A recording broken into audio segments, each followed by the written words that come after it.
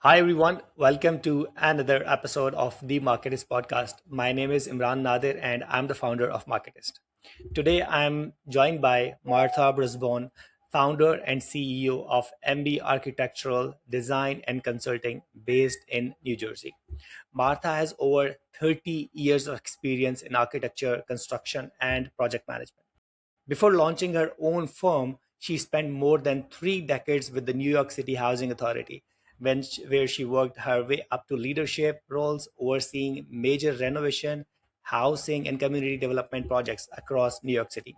Today, through MB Architectural Design and Consulting, she helps transform residential, multifamily, retail, and community space while continuing her mission of creating better places for people to live and work.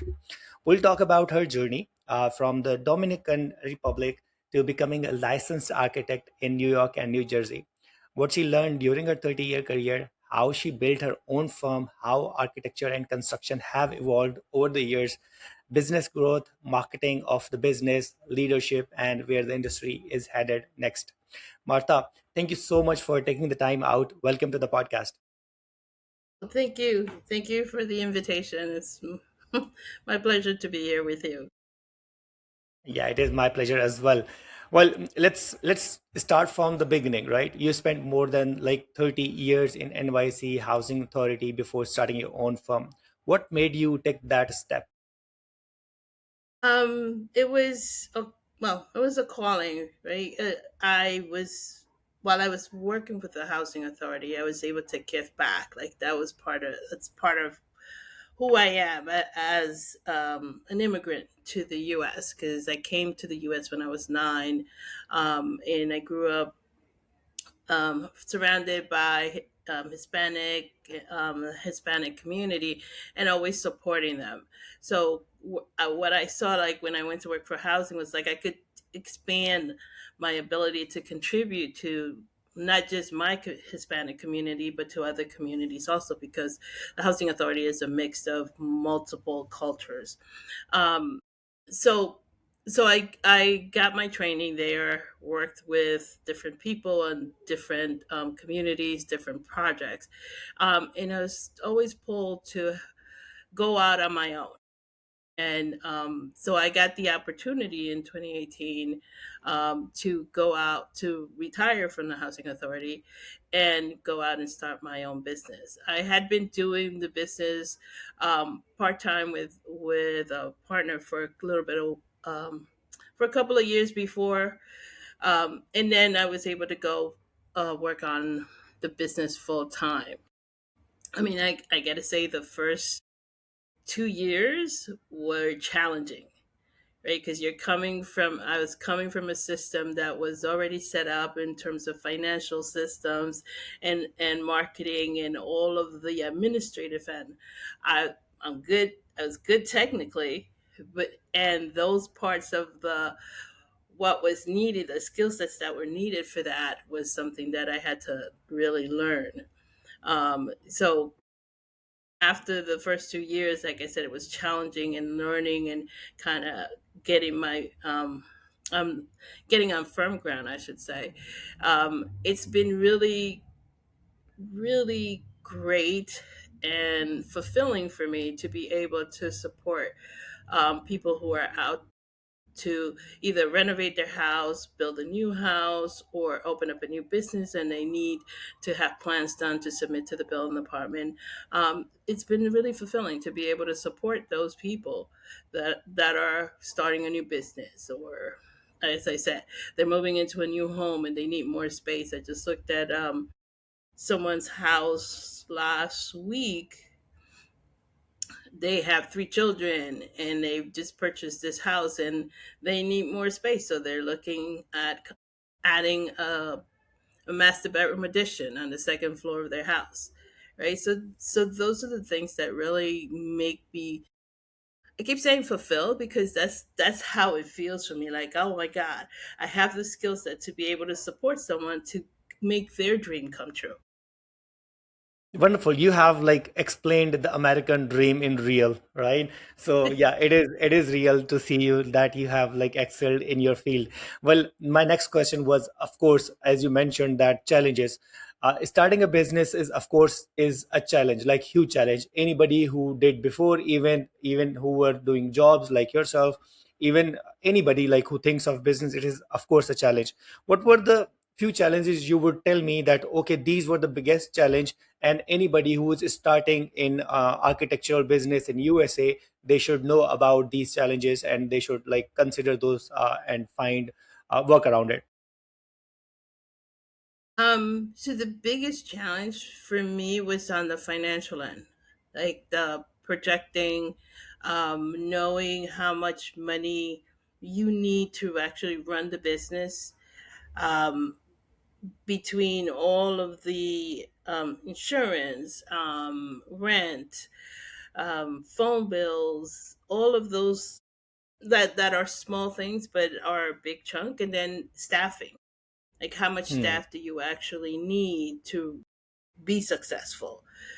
Hmm. Um, and then also figuring out what the prices are for the work so that you can be successful. So those three things together are really something that I would say people who are contemplating doing a business, you need to get really immersed in that before you start the business to have a good idea of what you need, um, in order to function and for the business to be successful. There's also the marketing piece, because if people don't know that you're out there, nobody's going to look for your business. Um, Of so course. those Yeah. are the things that I say are primary, because we're, especially most of us, and I'll say most of us because like when you start to have a business, you come with a set of like technical skill sets, Hmm. whatever the skill set, whether it's accounting, whether it's doing financial projections, um like if you've done that for someone else, that. But the administrative end is the thing that sometimes not as strong, that needs to be really built up. Hmm. Well, all right. Well, we'll definitely talk about marketing for sure in the upcoming questions. It is one of the questions. Well, uh, next could be like your industry experience, like having worked on projects of all sizes. You have worked with like many projects, right? So, what Yes. separates successful construction projects from the problematic ones? What is that specific those things which separates these successful construction and from problematic ones? What separates them? Each project has its own lifespan, right? Because you'll have a schedule.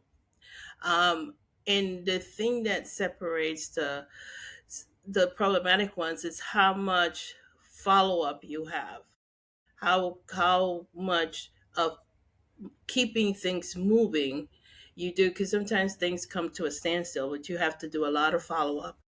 Make sure that whether it's a issue with materials, a issue with the contractor, or issues with um, let's say with the owner not providing responses, right?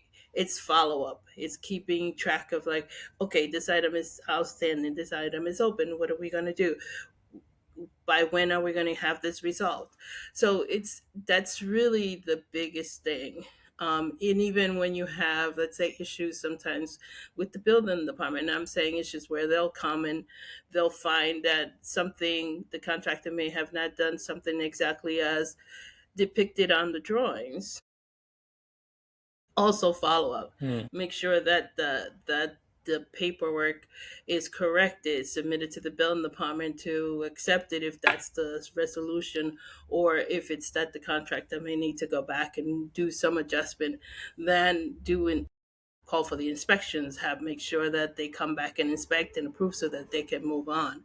Um, the biggest, I think the biggest, most problematic problems are the ones where it's it's like a structural issue, and I mean structural in terms of like it's a physical issue that's let's say like they found something on the site that was unexpected that now we have to address. We have found where we found pieces of an old building in a site, which when you looked at it, it was there was nothing there. So then you have to go back and you have to address that. But again, it comes back down to following up, creating a new procedure that will address that situation so that then you can move forward on it. All It's right. So my next question would be like about your business. What is those common things people come to you about? Like, what are those specific problems people reach out to you? Okay, let's contact Martha. Let's contact MB Architecture. So, what are those common things you specifically do on regularly basis? Like, you cater these regularly. Usually I get questions about what people can build. Like they'll have a house or they'll have a property that's vacant, and they need to know like what can we do with this property. And sometimes you can do something what we call as of right, which falls within the regulations of the area. And sometimes you want to do something that goes beyond that, and then it becomes another process. So the first thing for that I would do is look at the property, where it's located, what it's zoned for, what's allowed to be built on that site, and inform the person like this is what you can do. You can do a two building house, you can do a two family house, you can do a three family depending on the zone. And then if there's something that they want that's beyond that, then it's like, okay, now you're going to have to go to the zoning boards for approvals, and this is that process. So there's it's defining for people what the processes are that they can follow to get what they want built. So that's pretty Wonderful. much. Yeah, wonderful. Thank you so much for explaining. Well, like anybody who would start, we are always excited about our first project, right? We always try to grab any opportunity we get, right? How was your experience, and how did you get your first client? And how, like many of the people who are doing same business as you, and they are struggling with their first client. So, what they should do to get their first client today? I'm trying to think like how did we get uh, well, there's a couple of ways to do it. You can talk First, to your first I friend. would, yeah, first I would love to hear your story of your first client. Oh, my first client, oh wow, it was actually people that I knew or were referred to me by people that were known to me. So I remember like doing a daycare center up in the Bronx. I always remember because it was on Bronxwood Avenue up in the Bronx, and she wanted to convert the first floor of her home into a daycare. So we did all Hmm. the did all the research, because you can have a daycare for up to a certain number of children in a home, and the space has to be appropriate and fitted for the care of the children. So that was like my first client. It was like always still remember um, doing all the research and putting together the joints. And back then we didn't have CAD, we drew by hand. So it was Hmm. like I still have like the hand drawings of that job, and submitting it to the building department and going through the process of approval. Yeah. So for me, that was like my first job. And then like one of the other jobs that sticks out for me is a house renovation, also in the Bronx, because I used to live in the Bronx for many years. And I did the renovation, and we went through the construction. The construction, we had issues with the contractors. There was all these things that showed up.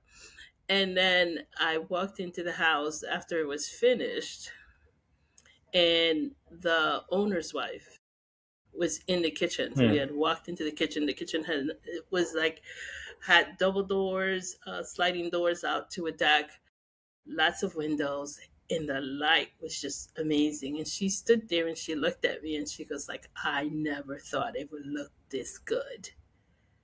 And it was like Amazing. that, like that just made my whole day. I still like, it was like yesterday when she said that to me, because it was such an achievement. Not so much for me, but for her, because this is the space that she's gonna live in. She's gonna cook there, she's gonna Exactly. raise her kids there. It's like for her to be happy and so Hmm. excited about this new space. It was just like, oh my god, this is what I live for. All right. So my next series of questions would be around marketing, right? It is one of the biggest challenge, not just for you maybe, but a lot of businesses in your industry or even any other industry, right? So Yes. how do most new clients find your company today? Like after all these years, like since 2018 until today, how do your clients reach out to you? How do they find your company? What I usually they find me, they'll Google me.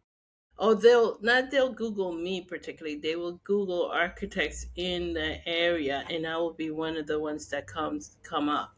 Um, Hmm. it's either that or usually word of mouth. At least for in our industry, uh, um, and also referrals from Hmm. prior clients, right? They'll refer someone that comes to them and says, "Oh, I need an architect or I need an engineer." They'll get referred to someone. A lot of that goes on. It's in the field, um, All right. and So then like so the more. go ahead. Yeah, please continue. Yeah, please continue. No, what I was gonna say is just the larger companies do have they market on Instagram and a lot of the other social media sites. So have you tried those social media like LinkedIn, Instagram, and all these Facebook, even Google Ads as well for yourself? I have not. Um, it's for me. It's been more of a question of time rather than not wanting to do them. Um, because I'm constantly working and doing multiple things. What Hmm. I've been looking to do is hire someone like an administrative person in my office that I can work with them, along with them, to take care of the marketing. Because definitely, we're looking at how to expand into Instagram and the other social medias. Wonderful. So over the years, how do you explain what does MB architecture and consulting looks like over the next 5 years? How do you see your future? Like, will you be doing this, or are you planning to expand your business? And how do you, as a CEO, that is a question.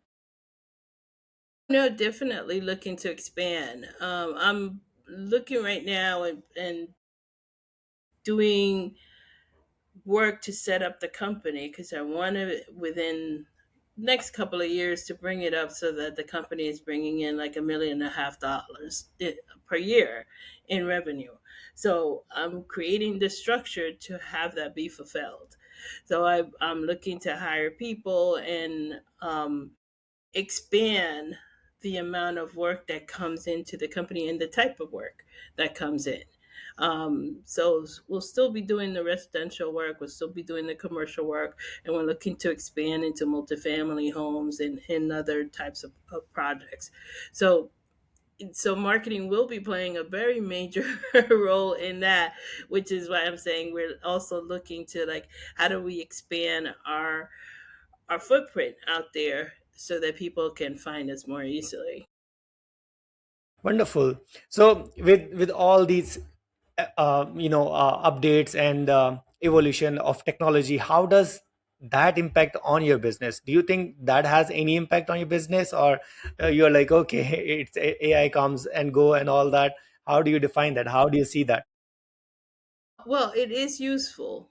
I have been starting to utilize AI more readily to like review proposals, and also I've dabbled in having renderings done with a AI.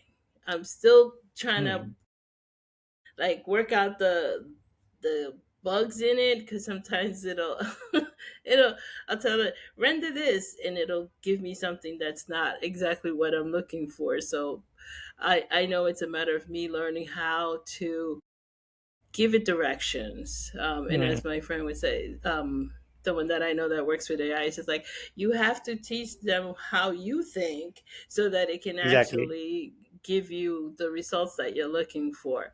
So I've been Exactly. dabbling it. I can see the benefits of it, particularly when it comes to renderings. Um, because it just gives us such a realistic view Hmm. with less time than us doing it like by hand or even on the CAT system. Exactly. So like, So yeah. yeah, totally. I totally got your point, right? So how AI works, what we have seen, we have utilized AI for ourselves and for our clients in digital marketing and all that, for different clients in construction industry and other industries as well. So you just have to give complete data, and you tell them what do you expect out of it. If you do that in your first prompt, even not, you can ask them, okay, this is the data and I want this objective. If you have any questions, you ask me to give better answer.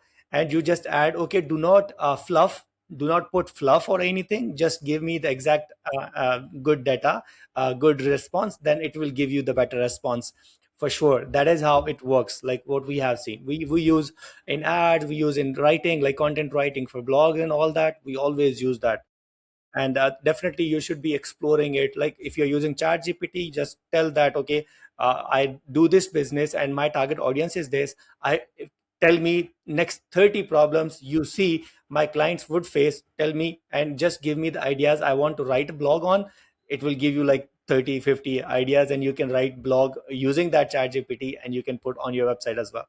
So that's how we have evolved, right? And you can just add your experience, like your story. You have wonderful story, of course, you can add to that, and it could, what sells these days online, like on Instagram and Facebook. These All these founders have started creating content, right? It is Mhm. called founder Yes. led content. They start talking about their journey. They have started talking about, we are doing this, we have currently on this project, we are working on this, we have transformed this to this, like comparison. So wonderful. My next question would be like, it is important question for the people who you work with, because a lot of people may see your this podcast, maybe looking for jobs, maybe they would want to work with you. How do you hire, and what is your criteria so that people could reach out to you? Maybe you're looking for somebody to work with you, even contractors or anybody you are just looking for. Okay. So my criteria is someone who is accountable and responsible for their word and their work. Because that's primary. Of Um, course. and skill sets, right? Looking for people who have had experience. I'm not looking for somebody who's had 30, 40 years experience, because I'm always open to like new talent and what people can bring to the plate. But certainly a certain amount of experience, like 2 to 3 years experience in the type of work that we're doing, particularly residential, because it's such a it's very broad, and it's also very niche. You have to understand how the buildings work, particularly here in the United States, because it's all wood construction. It's different if you're like, I'm originally from Dominican Republic. Their construction is mostly block and concrete. So it's two different types of vernacular. And I understand now that in some of the other countries, which the US does, is like we do a lot of also metal stud work, right? Wood and metal stud, which are similar in the type of construction, different materials, but they're very similar in how we Hmm. construct it, because it's all those are called stick construction. Um, So what I'm looking for is someone, as I said, with like 2 to 3 years experience minimum. That's a go-getter who gets on the job and is at, and shows initiative. Like they're out to have the job be done. Um, and I'm always willing to train people because that was the way I was brought up. And I say brought up, like groomed through the through the industry. Like I learned from people who had 30, 40 years experience doing work. I started like managing roofing jobs, overseeing the inspection side of the roofing jobs, and all of those guys had been doing that for years, and I learned so much about it. I even learned from the contractors. When I would go out to the field, they'd teach me how to, this is how it goes together, and this is how you do this, and you don't do that. So I'm always looking for people who are willing to learn, who are interested in learning, and show, like I said, initiative. Hmm. So, Martha, I totally respect your time. I know you're a busy lady, right? I totally get your. My last question would be any advice who is watching this, your advice, like you think that advice would change anybody watching their life, right? It could change. Like, what would that advice be? My advice is plan out, uh, plan out what you want. Like look at your future and really look at what you want to create your future to be, and Hmm. then walk it back. Because then you'll be able to create the experiences that you want to get you to that point. Because what I found is like a lot of us, we kind of bounce around and we do this and we do that and we do this and we do that, and then we end up someplace. It may or may not be the place that you want to be. But if you Hmm. actually allow yourself to dream and say, oh my God, I want to be the CEO of a company, then you can be like, oh, what do I need to learn, To be to experience, to be that CEO? It's a totally different experience. And wonderful, Martha. yeah. Thank you. Yeah, yeah, please. No, I was just going to say that that gives you power. Exactly. Martha, thank you for joining us today and sharing your experience, insights, and of course, your wonderful journey. I think there's a lot of listeners can learn from your story or maybe reach out to you for jobs and all if they are looking for the things you mentioned. So for everyone listening who would like to connect with Martha, I will definitely share all the links of her, her LinkedIn, and you can definitely go just connect with her and ask if any questions relevant. Of course, do your research first. Uh, Thank you so much, Martha, for joining in. Wonderful session, and I would love to have you for the longer session, of course, and whenever you are free after that, and we'd love to sit somewhere.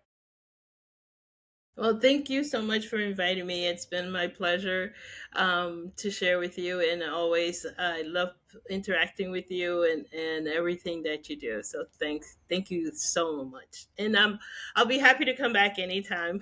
We'll just find a spot. Wonderful, sure. So before you leave, I would like to ask you one thing that if there's any person you want me to reach out to them for this podcast, like we just had, quick to the point thing, no fluff, just story, just this kind of things we discussed. If you have any person in your friends or circle, you can just let me know. I will definitely reach out to them and have a discussion. They should be like, I would prefer they should be from construction industry, as I love to talk about their business, because I totally target in our agency, we try to just focus on construction companies and relevant companies only, just to give them the best service we possibly can. Okay. Actually, my friend Angelina Edwards would be perfect. Okay. She's involved in construction. She's has an engineering background, and she does some amazing and interesting work.